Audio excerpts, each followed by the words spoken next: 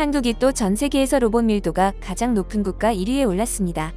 지난해 국내 제조업계에 투입된 로봇은 약 10%, 직원 약 10명당 한 대꼴로 나타났는데요.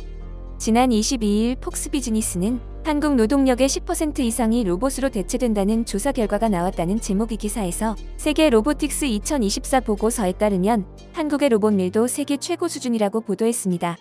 보고서 결과를 보면 로봇 기술은 전 세계적으로 꾸준히 상승세를 보이고 있습니다. 로봇 밀도는 직원 1만 명당 산업용 로봇 대수로 제조업의 자동화 수준을 가늠할 수 있는데요. 한국은 2022년에도 직원 1만 명당 로봇 1012대로 세계 1위를 차지한 바 있습니다. 이번 보고서에서 한국의 로봇 밀도가 2018년 이후 연평균 5% 정도 성장하고 있다고 설명했습니다.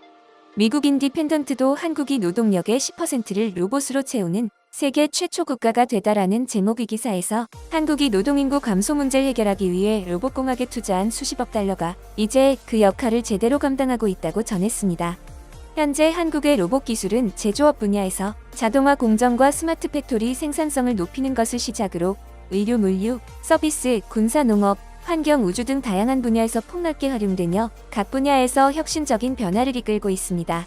이러한 기술은 효율성 증대와 문제 해결뿐 아니라 미래 산업 구조를 변화시키는 핵심 동력이 되고 있는데요. 특히 미국이 한국의 선박 협력 강화를 요청하면서 한국의 로봇 기술에 더욱 주목하고 있습니다. 트럼프 미국 대통령 당선자는 한국 대통령과 첫 통화에서 한국의 세계적인 군함과 선박 건조 능력을 잘 알고 있으며 선박 수출뿐만 아니라 MRO 분야에서도 긴밀하게 한국과 협력할 필요가 있다고 강조했습니다. 최근 엄청난 수주가 몰려오는 조선업계에 트럼프 수혜 업종이란 기대가 커지면서 국내 조선업계는 전례 없이 들썩이고 있습니다. 그런데 현장에선 또 다른 고충이 있다고 합니다. 오랜 기간 침체를 겪은 우리 조선업은 최근 슈퍼사이클에 올라탔단 말이 나올 정도로 수주가 늘었고 최소 3년치 작업이 쌓여있을 만큼 호황입니다. 그런데 일감이 아무리 많아도 일할 한국인이 부족하단 점이 문제인데요. 일손이 부족한 조선소에서는 수천 명의 외국인 노동자를 고용하고 있습니다. 하지만 아무리 많은 외국인 노동자를 동원하더라도 숙련 기술이 필요한 용접 등에 투입하긴 쉽지 않습니다. 제대로 된 작업은 한국인이 꼭 필요하기 때문입니다. 결국 여기에서 대안은 로봇입니다. 한국인 한 명이 감독관으로 있는 공장 안 로봇 6대가 동시에 용접을 진행합니다. 그런데 이 작업이 더 장점이 있다고 합니다. 사람이 하면 컨디션에 따라 하루 종일 일률적인 작업 결과가 나오기 어렵지만 로봇은 항상 같은 조건으로 용접하기 때문에 하루에 얼마나 많이 용접을 하더라도 같은 품질이 나올 수 있다는 것이죠. 오후 5시 외국인 노동자들이 퇴근한 시간에도 조선소에선 로봇이 24시간 내내 일을 합니다. 결국 오랫동안 쌓아온 뛰어난 조선 기술과 제대로 된 로봇 기술을 갖추고 있다면 대한민국이 조선업계에서 압도적인 세계 1위 자리를 중국에게 내놓을 이유는 없습니다. 조선소와 자동차 생산 라인에서 용접을 하고 나사도 조이고 반도체 공장에서는 웨이퍼를 옮겨주고 물류센터에서는 물건을 자동으로 분류해 쌓아주고 음식점에서는 손님에게 서빙을 하고 빈 그릇을 치우고 카페에서는 로봇이 자동으로 커피도 만들면서 로봇이 열이라는 나라 한국에 대한 관심이 쏟아지고 있는데요. 또한 한국의 높은 로봇 밀도는 불법 체류자 문제에도 큰 영향을 끼칠 것으로 보입니다. 수확철마다 농장에서 일당을 받고 일하는 미등록 외국인 농촌 노동자 문제가 심각한 실정인데요. 이들은 일손이 부족한 농장주들의 힘든 사정을 노리고 임금을 더 달라며 집단 행동을 하고 있습니다. 세계 어느 나라보다 높은 임금을 받고 있으면서도 이들의 배째라식 행동은 보고 넘기기 어려울 정도입니다. 일당 10만원대로 과일 수확과 포장 일을 하겠다고 한 뒤 작업이 시작되면 일당 15만원으로 높여 부른다거나 갑자기 일하지 않겠다며 낮아빠지는 식이죠. 심지어 임금에 만족하지 못하는 불법 체류자들이 비닐하우스를 찢어버리는 일도 있다고 합니다. 예전에는 불법 체류자들이 생떼를 쓰는데도 농장주가 눈치를 볼 수밖에 없었지만 이젠 그저 경찰을 불러 돌려보내면 그만입니다. 실제로 올해 불법 체류자 단속 건수는 역대 최고치를 기록하고 있는데요. 법무부는 지난 상반기 출입국 사범에 대한 정부 합동 단속 등을 벌여 23,724명을 단속하고 2523명을 자진 출국 조처했습니다. 이 역시 인공지능 로봇 덕분에 가능해지고 있습니다. 로봇 트랙터가 혼자 밭을 갈고 벼를 심는가 하면 과수원에서는 로봇이 사람을 쫓아다니며 수확 작업을 돕습니다.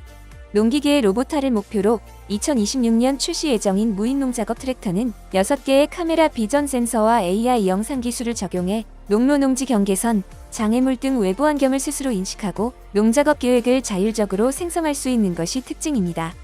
현재 전국 각지에 배치된 자율작업 데이터가 수집이 끝나면 외국인 노동자 인력 없이도 작업시간을 20% 이상 단축하고 5에서 10%의 생산량이 증가할 것으로 분석되고 있는데요. 과수농가에서는 운반 로봇 체험단이 운영되고 있습니다. 이 로봇은 자율주행으로 작업자와 일정 거리 유지하며 적재함에 과일 박스를 싣는 작업까지 가능합니다. 리프트와 덤프 기능을 활용해 손쉽게 과일 박스를 옮기고 다시 수확 위치로 자유이동하는 기능도 있죠.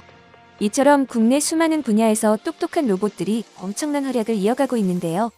1980년대 산업용 로봇에 대한 관심을 가진 우리나라는 1990년대 산업구조 고도화를 목표로 로봇 기술 연구를 지원하기 시작했습니다. 이 연구는 초기 제조업 중심의 산업용 로봇에서 시작하여 서비스 로봇, 의료 로봇, 스마트 로봇 등으로 발전하며 점점 더 다양한 분야로 확장되었습니다. 특히 2000년대 이후 정부와 민간이 협력하여 로봇 산업을 국가 핵심 전략 산업으로 육성했고 글로벌 시장에서도 주도적인 위치를 확보하고 있습니다. 전문가들은 한국 로봇 산업이 첨단 기술과 융합하여 다양한 산업과 사회 전반에서 혁신을 이끌며 세계 로봇 시장에서 중요한 역할을 할 것으로 기대합니다. 또한 한국 로봇 기술은 사회적 문제를 해결하는 데 기여해 더 큰 역할을 할 것으로도 예측하고 있는데요.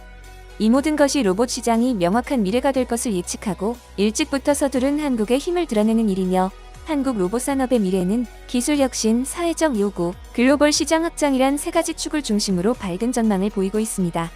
전 세계의 기대가 한국으로 모이는 가운데 최근 충격적인 제보 영상이 국내에 퍼지며 많은 한국인들을 충격에 빠뜨렸습니다. 영상은 한 주거지를 보여주고 있습니다. 이곳은 무너질 듯한 천장과 씻을 수조차 없는 화장실 등 그야말로 심각한 집 내부 영상이었는데요. 더욱 충격적인 건 이곳에 사는 사람이 90대 노인으로 국가를 위해 싸웠던 6.25 참전용사라는 것이었습니다. 그런데 이게 끝이 아니었습니다. 아슬아슬하게 나무와 청테이프로 만든 문, 구멍난 벽과 천장, 시멘트 벽돌 옆에 놓인 자그마한 간이 침대, 이곳들 또한 대한민국의 영웅, 6.25 참전용사들의 주거지였으며 이 사실들이 한 한국 기업으로부터 세상 밖으로 알려지기 시작한 것입니다. 정전 후 뼈저린 가난 속에 살아온 참전용사들은 이 참혹한 환경에서 수십 년을 살아왔지만 이들은 자신의 삶을 계속 비관하며 살아오진 않았습니다. 자신의 집은 허름하지만 세상 밖의 대한민국은 너무도 큰 발전을 해왔기에 이들의 집안에는 여전히 참전을 후회하지 않는다는 듯 태극기가 걸려 있습니다. 그리고 이 사실을 밝힌 인프레쉬라는 기업은 육군 장교 출신의 대표자가 있는 곳으로 그들의 위대한 노고를 누구보다 깊이 새기며 사각지대에 있는 참전용사를 찾아 나서며 이를 알게 된 것인데요. 피부와 매걸렸으나 씻지도 못하는 화장실에 고통을 받고 있던 참전용사. 아픈 아내를 돌볼 수조차 없는 노후된 전자제품으로 일상생활이 어려웠던 참전용사. 한 끼조차 해결하기 어려웠던 전국의 참전용사들을 만나게 되었고 그 환경이 너무도 참혹하자 서둘러 세상에 이 현실을 알리며 이들에게 대대적인 화장실 개선, 전자제품과 전기요금 일부 지원, 식사 지원 등을 시작한 것입니다. 그리고 그 지원은 한국을 넘어서 아프리카 대륙의 에티오피아로 이어져 가난에 치료하지 못해 시력을 잃어가는 참전용사에게 현지 병원과 협업해 대규모 수술을 열어주고 필리핀, 태국, 콜롬비아까지 도움의 손길이 필요한 그 어디든 달려가고 있습니다. 한국을 위해 생사를 넘나드는 전장에 뛰어든 영웅들에게 갚아나가야 할 평생의 빚이라고 생각한 것입니다. 이에 참전용사와 가족들은 자신들을 위해 나선 기업과 한국인들에게 끊임없는 감사를 표하기도 했는데요. 보육장 하나 해줘가지고 이렇게 고맙게 드린다. I consider the Republic of Korea my second home. ደስ ያለኝ እኛ ብቻ አይደለንም፣ ቤተሰብም ጎረቤትም ሁሉም ተደስተዋል። ይስጥልኝ ኑሩልን፣ እንዳስተዋሳችሁ አስታዋሽ ያገ 그리고 최근 이 기업은 역사적 상징을 그대로 구현해내며 또 한 번 전 세계의 주목을 받고 있는데요. 전 세계를 감동시킨 한국인들의 행보. 해당 기사 속 인프레쉬 태극기 키링은 6.25 한국 전쟁 당시 참전 용사들의 간절한 명언이 새겨진 서명 태극기를 그대로 구현해낸 것으로 빛에 따라 굴곡이 보일 정도로 서명 한자 한자가 디테일하게 담겨 있습니다. 이에 외신은 한국의 역사적 상징이 담기니 키링이 높은 인기를 얻으면서 태극기에 대한 아름다움이 퍼지고 있다 전했는데요. 실제 6.25 참전 용사들에게 수익금 일부가 후원되고 동참한 한국인들의 이름으로 전달되는 이 키링은 한국의 역사와 더불어 태극기의 미까지 알려지는 이례적인 상황이 연출되고 있는 것입니다. 그리고 이 행보에 감동한 한국인들의 행보도 주목을 받았는데요. 김재순, 박준철, 고재후, 김경구 등 이평범한 한국인들도 태극기 키링을 통해 동참하며 인프레쉬와 함께 많은 참전 용사들에게 도움을 주기 위해 손을 내밀고 있습니다. 이에 한국은 예우를 잊지 않는 고마운 국가라는 세계적 극찬을 받고 있으며 많은 참전국에 큰 울림을 주고 있는데요. 저 역시 한국인으로서의 아름다운 행보에 동참하였으며 여전히 어려운 환경 속에 사시는 참전 용사님들의 삶이 개선되길 간절히 바라고 있습니다. 많은 분들의 응원이 큰 힘이 될 것입니다. 이 태극기 키링의 구매처는 고정 댓글에 남겨두도록 하겠습니다. 대한민국을 지켜주신 위대한 영웅분들께 감사드립니다.